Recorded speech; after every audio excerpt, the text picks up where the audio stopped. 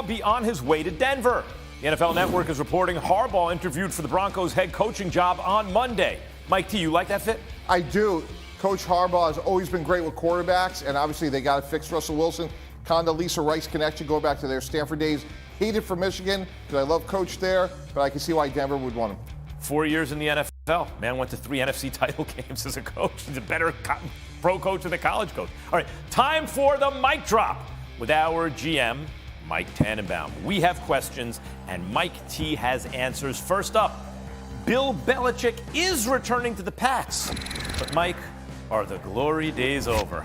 Yes, but Max, they could be uber competitive next year. They have to fix the offensive line. They have good skill players. They actually were very competitive in their last game against Buffalo. Obviously, a couple of big plays. Really good running backs as well. But they got to fix this offensive line. That'll fix Mac Jones, and that'll fix this offense. Belichick without Brady, his career as a head coach, PU. Next year, if he doesn't win a playoff game, that's 10 years without Brady, 1 playoff win. Would a guy keep his job under those circumstances?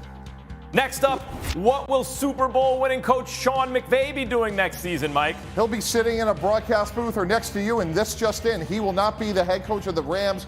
There's a lot of speculation that he was close to doing that a year ago.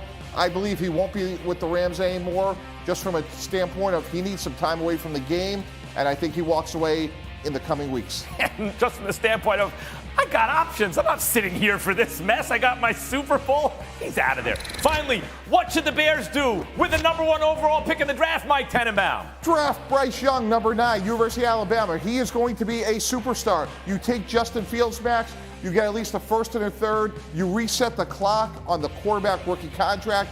You have a massive amount of cap space, extra picks, and a young superstar quarterback. To me, it's a no-brainer. In the NFL, he's going to be a superstar? Absolutely. Little Bryce Young? You, Mike Tannenbaum, who likes big, strong quarterbacks, going to draft a tiny little quarterback? There are exceptions to every rule. He has incredible flexibility, and he has really good pocket mobility. So I think he's a guy that I worry about his size, but everything else about him has superstar written all over him. He needs to be flexible like Plastic Man to get by in the NFL. Bears GM Ryan Poles was asked today if the Bears would consider taking a quarterback with the number 1 overall pick. Mike T thinks they ought to. This is what he said. Well, we're going to do the same as we've always done. We're going to evaluate the draft class. And I would say this, I'd have to be absolutely blown away to make that type of decision. All right. Comparing the sizes of the top 5 quarterbacks in the upcoming NFL draft, according to Mel Kiper Jr., you can see Bryce Young there, second, 6 feet, huh? He's the only one under 200 pounds, and he's listed at 6 feet. He might be shorter than that. I'm going to go ahead and guess if they're listing him at 6. He's not 6 feet. Mike T, you have years of experience as an NFL GM. You attend the Senior Bowl each year and scout these players inside and out. I have a lot of respect for your opinion, but are you out of your mind with this Bryce Young thing? Look, Bryce Young's an excellent college quarterback. I get it. But you're in Chicago. You're in a bit look what the Bills did with Josh Allen. Get a big, strong kid who can run and has a big arm. For the conditions, you're going to get a little itty-bitty guy, slightly built, who doesn't have the biggest, strongest arm. Right? You're going to get that guy who can't run like Justin Fields. You're going to take Justin Fields, say goodbye, and take him instead? Yes, absolutely. And here's why. I like Justin Fields. This is not I don't like Justin Fields. There are flaws in his game, however. I think he has a chance of being a really good player. Bryce Young's arm strength, anticipation, and accuracy is that of a special elite NFL passer. He is small. That is undeniable. But because of his flexibility and pocket mobility, I think this is what the Bears should do. Coach, you build a dome somewhere. Okay, maybe. You go get but Bryce Young in Chicago? What do you think of Mike T and his whole idea here? Well, Mike brings up some good points. Look, I work with Mike, and he's going to get beat up a little bit by some folks on this one. But you know what? He sees it a certain way. I don't agree with him. I mean, we would be going to dinner. I know what he likes. By about 3 dinners in about 3 weeks, I'd kind of persuade him maybe to stay with the guy we have, because I do like Justin Fields, and I like his leadership qualities, his ability to move in the pocket, make plays with his legs. Reminds me a lot of Jalen Hurts. Really, Jalen Hurts has improved as a passer. That was the knock on him. And they run an offense that is conducive for his skill set. I think That's a part of the equation here, too. Look, this guy's he's had two coaches already. They got to build an offense around him, what he does well. Some RPO stuff, move the pocket, and get him some offensive line help. This guy was sacked 58 times, and he's an athletic quarterback. Can you imagine if he wasn't an athletic quarterback? He wouldn't have finished the season. So there's a lot of positives. I think he's a leader of this football team, and he meets the criteria, in my opinion, just my humble opinion, of a quarterback that matches the city, Chicago Bears. He's kind of that kind of quarterback when you look back at the history of the Chicago Bears quarterbacks.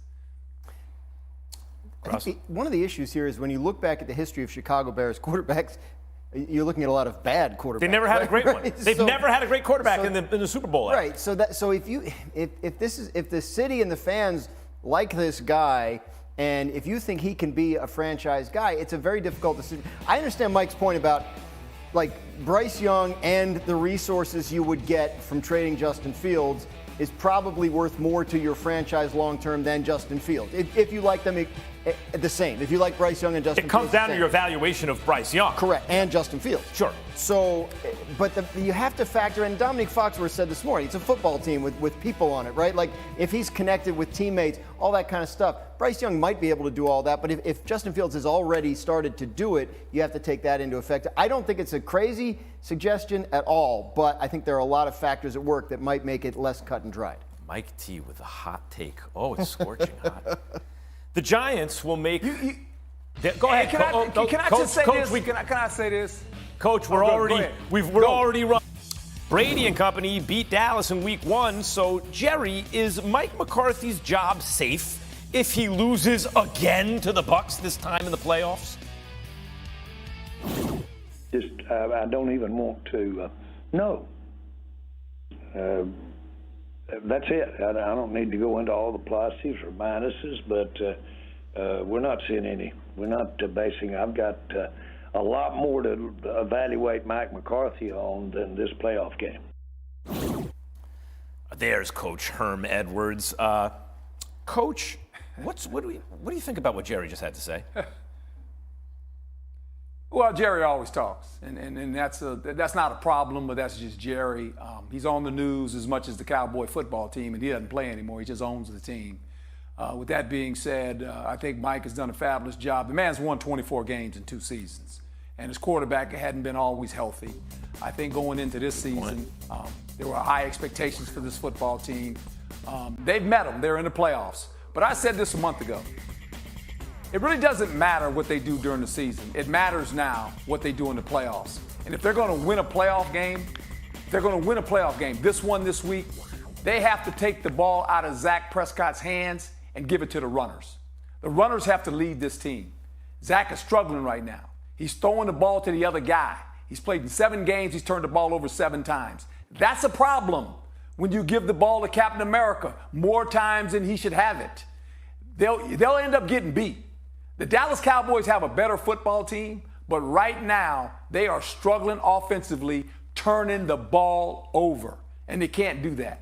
When you have Micah Parsons in that pass rush against a 45-year-old plus quarterback and no offensive line, you're supposed to win that game. But I agree. You're turning the ball over against Tom Brady? It's Mike T, what do you think? Well, a couple of thoughts.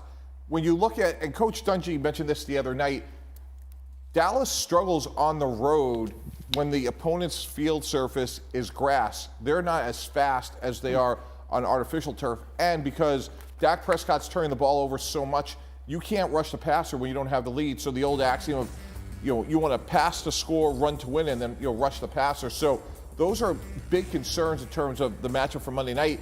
And I agree with what Coach Herm was saying, which is like, Mike McCarthy has a really good one-loss record. The one sort of caveat I would give is, if Dallas loses Monday night, which I don't expect the way TCU did last night, all bets are off because not all losses are the same. If you have a huge loss to a very undermanned Tampa Bay team, all bets are off in terms of what Jerry Jones could do. Oh, there's a lot there. First of all, Coach brought up the turnovers. Dan, Cooper Rush, the whole thing was, can they stay disciplined with that kind of game plan and win games because he only had that one loss? When Dak gets there, will the temptation be to do too much? It looks like they stayed disciplined for a game or two and then lost it. And then when you talk about losing in the playoffs to an old Bucs team that's sub 500, I got to imagine that'd be a wrap for McCarthy, Dan. Well, that's been the popular theory around the league, that if the Cowboys don't make a deep run, that it could be it for McCarthy. But Jerry came out pretty strongly today and said no. And honestly, like, I don't necessarily trust owners' public comments all the time, but if you look at Jerry's recent history, he's been pretty trustworthy at this time of year on this topic, right? The years where he said, no, we're not thinking about moving on from Jason Garrett, they did not.